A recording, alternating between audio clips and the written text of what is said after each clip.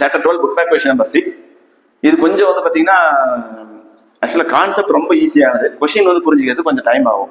பாருங்க என்ன சொல்லியிருக்காங்க, and alkene A on ozonolysis. Alkene அப்படின்னு சொல்லும் போது நம்ம என்ன பண்ணலாம், கண்டிப்பா எந்த ஒரு அல்கீனா இருந்தாலும் கண்டிப்பா அங்க ஒரு டபுள் பாண்ட் இருக்கணும். ஸோ அது என்ன அல்கீன் நமக்கு தெரியாது, ஏன்னா அந்த கொஸ்டின் படிக்கும்போது உங்களுக்கு தெரியும். சி டபுள் பாண்ட் சி எழுதிக்கிட்டேன், இந்த பக்கம் ஹைட்ரஜனா இருக்கலாம் ரெண்டுமே, இங்கேயும் ரெண்டுமே ஹைட்ரஜனா இருக்கலாம், அல்லது ஒரு கார்பன் இங்க ஹைட்ரஜன், அல்லது ரெண்டுமே கார்பன் இங்கேயுமே ரெண்டுமே கார்பன், என்ன வேணாலும் இருக்கலாம். ஹைட்ரஜனோ அல்லது அல்கைல் குரூப் கார்பனோ ஏதாவது இந்த இடத்துல 4 பொசிஷன்ல என்ன சப்ஸ்டியூட் ஆயிருக்கும், அல்லது பிரான்ச் இருக்குமா ஸ்ட்ரைட்டா இருக்குமா எதுவுமே தெரியாது. ஜஸ்ட் நம்மளுக்கு தெரிஞ்ச கான்செப்ட் என்ன, இது ஒரு அல்கீன். என்ன கொஸ்டின் என்ன சொல்லியிருக்காங்க, அண்ட் அல்கீன் ஏ ஆன் ஓசோனலைசிஸ். என்ன அல்கீன் நமக்கு தெரியாது, நேமும் கொடுக்கல. ஓகே, ஓசோனலைசிஸ் அப்படின்னா O3. ஓகேவா, ஓசோன் ஆட் பண்றோம், நம்மளுக்கு ஒரு ஓசோனைட் ப்ராடக்ட் கிடைச்சிட்டு அதுக்கப்புறம் H2O ஜிங்கோ போட்டோம் அப்படின்னா ஆக்சிஜன் எலிமினேட் ஆயிட்டு 2 கார்பனைல் காம்பவுண்ட் கிடைக்கும். அப்படிங்கிறது நம்ம ஆல்ரெடி 11th படிச்சது. இல்லைனாலும் ஓசோனலைசிஸ் ரியாக்ஷன் சிம்பிள் தான், அது வரும்போது நம்ம பார்த்துக்கலாம். இங்கே ப்ரோபனோன் அண்ட் ஆல்டிஹைட். ஸோ ப்ரோபனோன் அப்படிங்கிறது CH3 CO CH3 அப்படின்னு தெரியும். ஸோ இங்க இருக்கிற ஸ்ட்ரக்சரை நான் அப்படியே பிரிச்சு எழுதியிருக்கேன். சரி, ஃபர்ஸ்ட் வந்து பாத்தீங்கன்னா இந்த ஓசோனலைசிஸ் ரியாக்ஷன் எப்படி ஷார்ட்டா பார்த்துருவோம். இந்த பக்கம் என்னவா வேணாலும் இருக்கட்டும், இதை நம்ம என்ன பண்றோம், ஓசோன் கூட ரியாக்ட் பண்றோம். இந்த கார்பன் டு கார்பன் அல்கீன்ல இருக்கக்கூடிய 2 பாண்ட் பிரேக் ஆயிரும். பிரேக் ஆயிட்டு இங்க ஒரு ஆக்சிஜன் இங்க ஒரு ஆக்சிஜன், இப்படி ஒரு ஸ்ட்ரக்சர் கிடைக்கும் நம்மளுக்கு. இங்க ஹைட்ரஜன் இருந்தா இங்க 2 ஹைட்ரஜன் வரும், இங்க என்ன இருக்கோ அது இங்க வரும். நம்மளுக்கு இந்த பக்கம் அந்த பக்கம் என்ன இருக்குன்றது பிரச்சனை கிடையாது. இந்த டபுள் பாண்ட் பிரேக் ஆயிட்டு இந்த மாதிரி இந்த ஓசோன்ல இருக்கக்கூடிய 3 ஆக்சிஜன் ஆட்டமும் இப்படி கனெக்ட் பண்ணும். அதுக்கப்புறம் இந்த பாண்ட் பிரேக் ஆயிட்டு இது ஒரு டபுள் பாண்டா மாறும், இது ஒரு டபுள் பாண்டா மாறிடும். இந்த எலக்ட்ரானும் இந்த எலக்ட்ரானும் ஷிஃப்ட் ஆச்சுன்னா ஒரு ஆல்ரெடி ஒரு பாண்ட் இருக்கு, புதுசா ஒரு பாண்ட் ஃபார்ம் ஆச்சுன்னா டபுள் பாண்ட். அதே மாதிரி இங்க இருக்கிற எலக்ட்ரானும் இந்த எலக்ட்ரானும் சேர்ந்து இங்க ஒரு டபுள் பாண்ட் ஃபார்ம் ஆயிடும். ஸோ இந்த பக்கம் என்ன இருக்கோ அது அப்படியே இருக்கும், சி டபுள் பாண்ட் ஃபார்ம் ஆயிடும். அதே மாதிரி இந்த பக்கம் என்ன இருக்கோ அது அப்படியே இருக்கும், இந்த பாண்டுக்கு இந்த பக்கம் ஹைட்ரஜனோ கார்பனோ என்ன இருந்தாலும் அது அப்படியே இருக்கும், இங்க ஒரு சி டபுள் பாண்ட் ஃபார்ம் ஆயிடும். இப்ப மற்ற பாண்ட்ஸ் எதுவுமே இருக்காது. இப்ப பாருங்க, இதெல்லாம் எதுவுமே இருக்காது.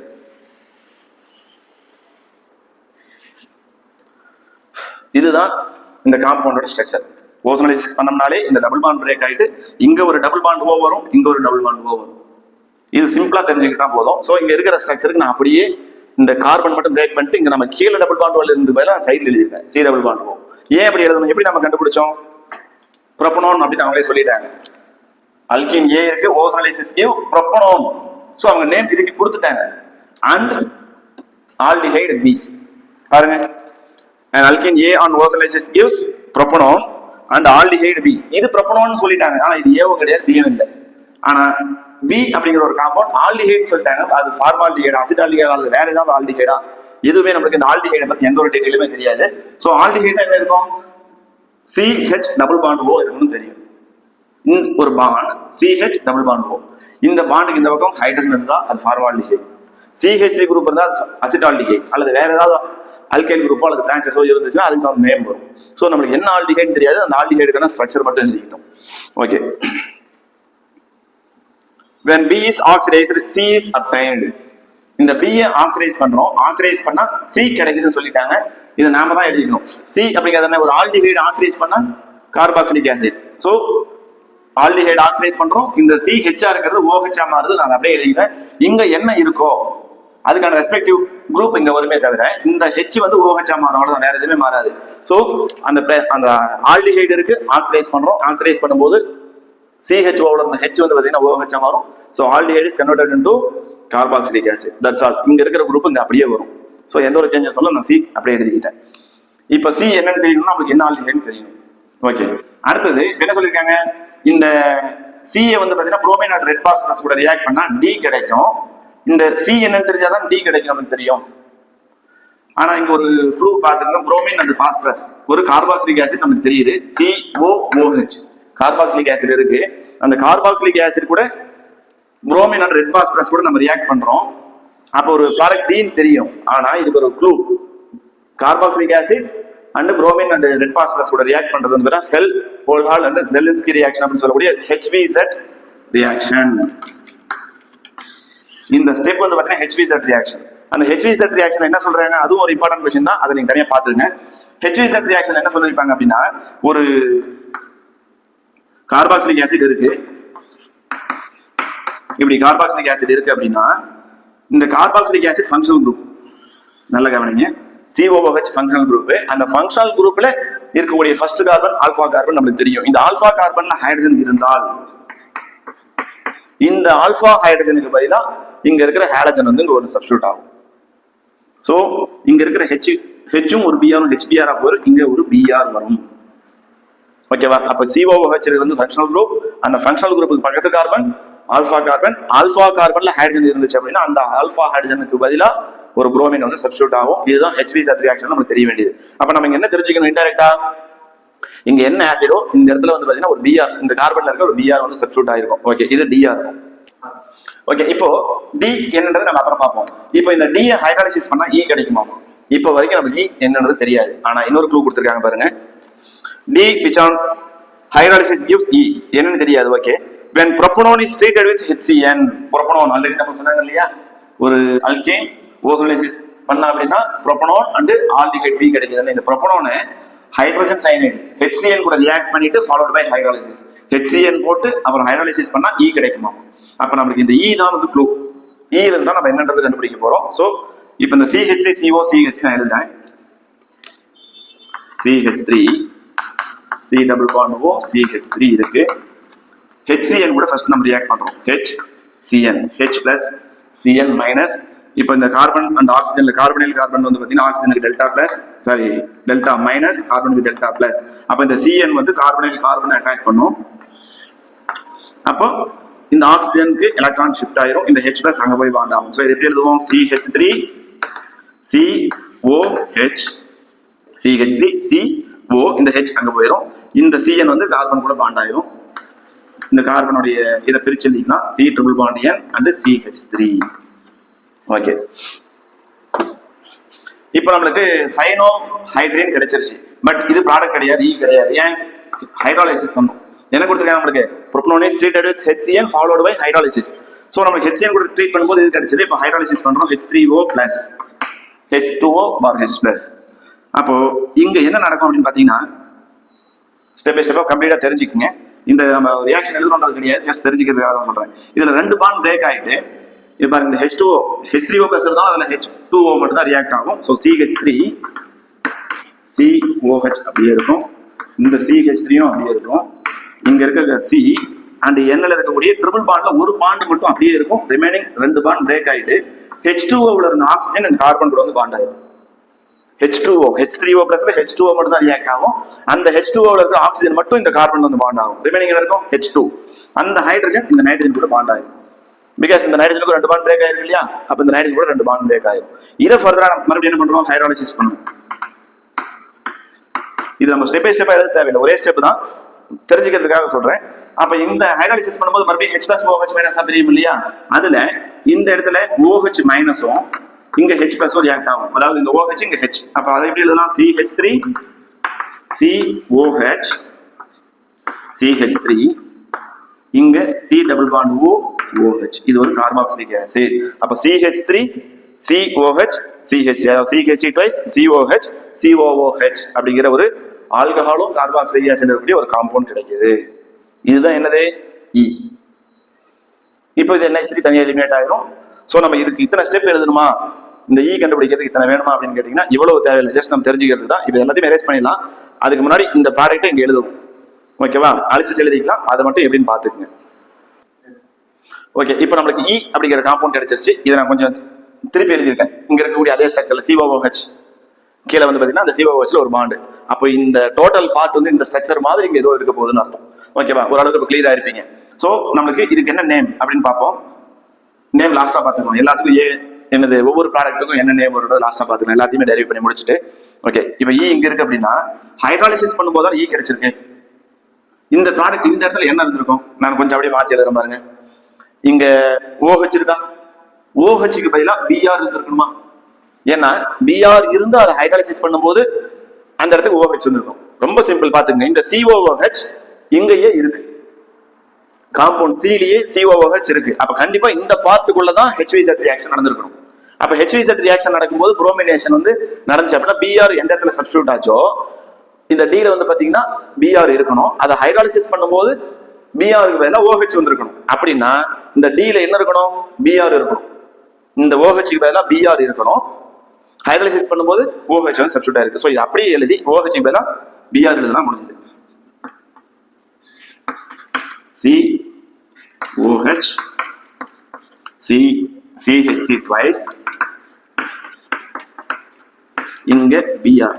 பாருங்க HV ரியாக்ஷன் நம்ம பார்த்த கான்செப்ட் என்ன, கார்பாக்சிலிக் ஆசிட் அட்டாச் ஆகக்கூடிய ஃபர்ஸ்ட் கார்பன் ஆல்பா கார்பன். அந்த ஆல்பா கார்பன்ல ஹைட்ரஜன் இருந்திருந்தா அந்த ஹைட்ரஜனுக்கு பதிலாக பிஆர் சப்ஸ்டிட்யூட் ஆயிருக்கும் ஹைட்ரஜன். அப்ப இந்த இடத்துல ஹைட்ரஜன் இருந்திருக்கணும் இங்க இந்த காம்பவுண்ட்ல. அப்ப நம்ம என்ன பண்ணலாம், இதெல்லாம் அழிச்சிட்டு இந்த இடத்துல நான் சி எழுதுறேன் தனியா.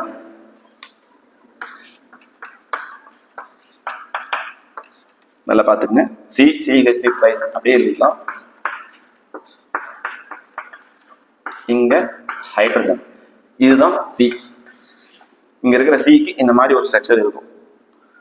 சோ இங்க ஹைட்ரஜன் இருந்திருந்தா புரோமினேஷன் பண்ணும்போது இந்த ஹெச்சுக்கு பதிலாக பிஆர் வந்திருக்கும். இதை நம்ம ஹைட்ராலிசிஸ் பண்ணும்போது பிஆருக்கு பதிலாக OH வந்திருக்கும். இங்க இருக்கிற பிஆரும் இந்த H2 இருக்கிற ஒரு HBr எலிமினேட் ஆயிருக்கும். அங்க இருந்த OH மைனஸ் வந்து இங்க பிஆருக்கு பதிலாக சப்ஸ்டிட்யூட் ஆயிருக்கும். ஸோ நம்மளுக்கு இந்த ஓவராலா ரியாக்ஷன் கிடைச்சிருச்சு, எப்படி எழுதணுன்றது ஒரு ஐடியா கிடைச்சிருச்சு. இப்போ என்ன பண்ணலாம், ஒன்னொன்னுக்கு நேம் எழுதலாம். அதுக்கு முன்னாடி ஏ என்ன, பி என்ன, சி என்ன, டி என்ன எழுதுவோம். இப்போ நல்லா பாருங்க, இந்த கீட்டோன் அல்கீன் என்ன இருக்கோ இந்த அல்கீனை ஓசோனைசிஸ் பண்ணி தானே ப்ரோபனோன் அந்த ஆல்டிஹைட் கிடைச்சது. இப்போ நம்ம இன்னும் பி கண்டுபிடிக்கல. சியோட ஸ்ட்ரக்சர் நம்மளுக்கு தெரியும். இப்போ பி என்னவா இருக்கும், இந்த சிக்கும் பிக்கு டிஃபரன்ஸ், ஆக்சிடைஸ் பண்ணும்போது இந்த HOH மாறிச்சு, அவ்வளவுதான். மற்ற எதுவுமே சேஞ்ச் ஆயிருக்காது. அப்ப என்ன பண்ணணும், இங்க இருக்கிற பார்ட்டை இங்க நம்ம கொண்டு வந்து எழுதணும். அப்போ CH3 twice. சோ இதுதான் நம்மளுக்கு B.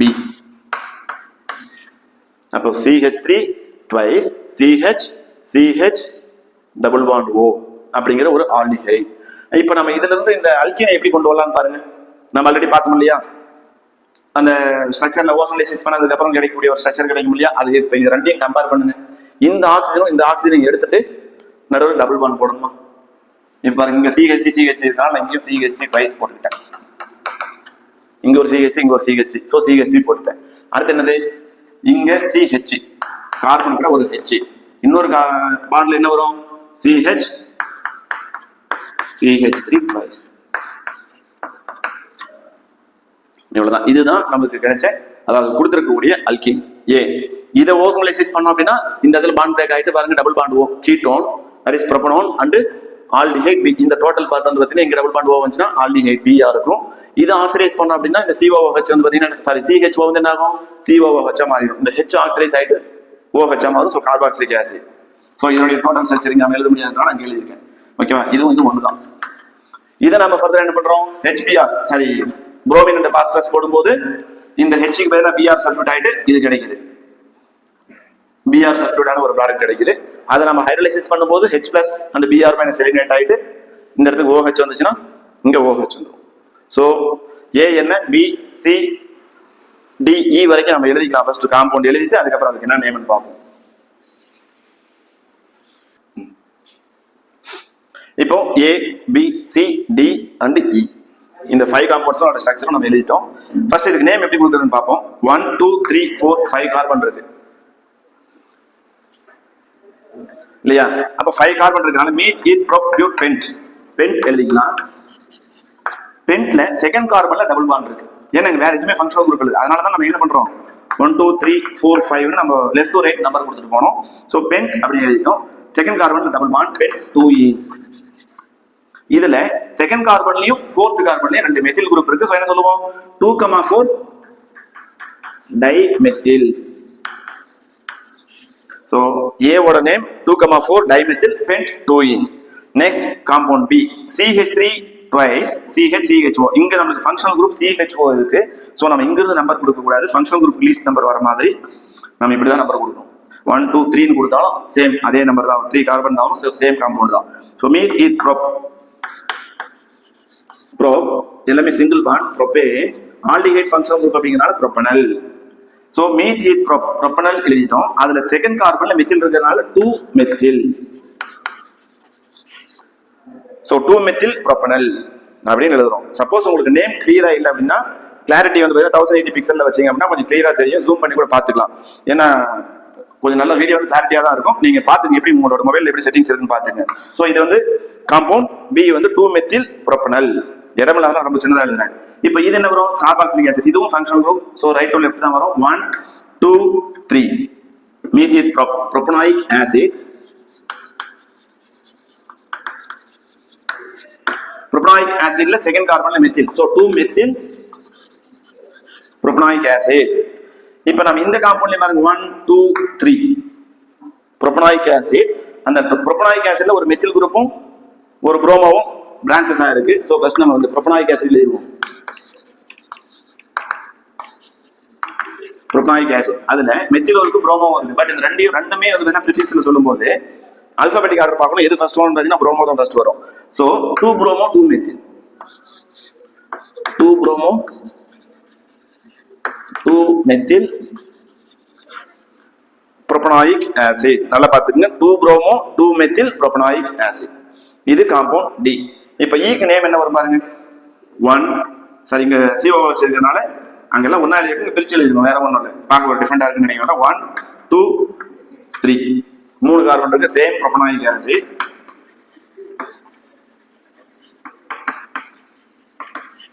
சோ புரோப்பனாயிக் ஆசிட்ல 1 2 3 தேர்ட் கார்பன்ல சாரி செகண்ட் கார்பன்ல OH CH இருக்கு. அப்ப இந்த OH வந்து பாத்தீங்கன்னா ஃபங்க்ஷனல் குரூப்பா இருந்தா OL அப்படின்னு முடிப்போம். பட் ப்ரிஃபிக்ஸா இருக்கும்போது ஹைட்ராக்சி. So 2 hydroxy